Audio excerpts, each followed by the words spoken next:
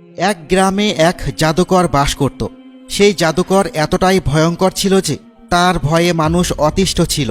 ওই গ্রামের যতজন মানুষের গাভী ছিল প্রত্যেকের গাভী থেকেই প্রতিদিন ওই জাদুকরকে দুধ দিতে হতো এবং গ্রামের মানুষ নিয়ম করে প্রতিদিনই পাত্র ভরে ভরে ওই জাদুকরের কাছে দুধ নিয়ে যেত। যদি কোনো ব্যক্তি দুধ দিতে অস্বীকার করত তাহলে ওই জাদুকর তার গাভীর উপর এমন জাদু করত যার ফলে গাভীর দুধ রক্তে পরিণত হয়ে যেত। এই ভয়ের কারণে গ্রামের সবাই বাধ্য হয়ে তাদের গাভীর দুধ ওই জাদুকরের কাছে উৎসর্গ করত।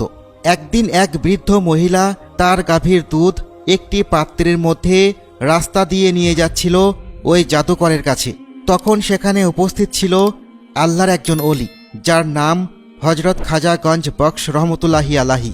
তিনি ওই বৃদ্ধ মহিলাকে বললেন, তুমি মাথায় করে কিসের পাত্র নিয়ে যাচ্ছ?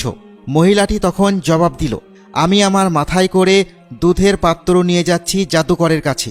তাকে আজ দুধ দেওয়া হয়নি, তাই আমি আমার গাভীর দুধ দহন করে তার জন্য নিয়ে যাচ্ছি। তখন আল্লাহর ওলি ওই বৃদ্ধ মহিলার উদ্দেশ্যে বলল, তুমি তোমার পাত্রে দুধ আমাকে দিয়ে দাও, আমি সেখান থেকে কিছুটা দুধ পান করব। এতে আল্লাহ তাআলা তোমার গাভীর দুধে বরকত দান করবেন, অনেক দুধ হবে। বৃদ্ধ মহিলা তখন বলতে থাকে, না না, এই দুধ আমি আপনাকে কিছুতেই দিতে পারবো না, কেননা আমি যদি জাদুকরকে এখন দুধ না দিই তাহলে সে আমার গাভীর উপর জাদু করবে, যার ফলে আমার গাভী দুধ দেওয়ার বদলে রক্ত দিবে। আল্লাহর ওলি তখন বৃদ্ধ মহিলাটিকে বললেন, তুমি তোমার পাত্রে দুধ আমাকে দাও, তোমায় বলছি আল্লাহ তাআলা তোমার গাভীকে সুরক্ষিত রাখবেন এবং তোমার গাভী অনেক দুধ দিবে। তারপর ওই বৃদ্ধ মহিলা আল্লাহর ওলিকে তার দুধের পাত্রটি দিয়ে চলে গেল। আল্লাহর ওলি সেই দুধ থেকে কিছুটা দুধ পান করলেন এবং বাকিটা দুধ নদীতে ফেলে দিলেন। এরপর দেখা গেল ওই মহিলা যখন গাভীর দুধ দহন করল তখন এত দুধ হলো যে যা পূর্বে কখনো হয়নি। বৃদ্ধ মহিলার মুখে এমন ঘটনা পুরো গ্রামবাসী শুনে ফেলল। তারাও তাদের দুধ নিয়ে আল্লাহর ওলির কাছে গেল এবং তিনিও প্রত্যেকের কাছ থেকে দুধ গ্রহণ করলেন। তিনি প্রত্যেকের দুধের পাত্র থেকে কিছুটা দুধ পান করলেন এবং বাকি দুধ নদীতে ফেলে দিলেন।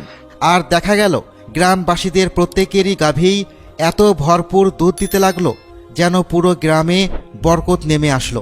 কোনো একভাবে জাদুকরের কাছে এই খবর পৌঁছে গেল। তখন সেই জাদুকর আল্লাহর ওলির সাথে দেখা করতে আসলো এবং এসে বলল, তুমি তো গ্রামবাসীকে আমার কাছ থেকে ছিনিয়ে নিয়েছ, তারা এখন আর আমাকে দুধ দেয় না। দেখি তুমি কত বড় জাদুকর, তোমার কি কেরামত আছে আমাকে দেখাও।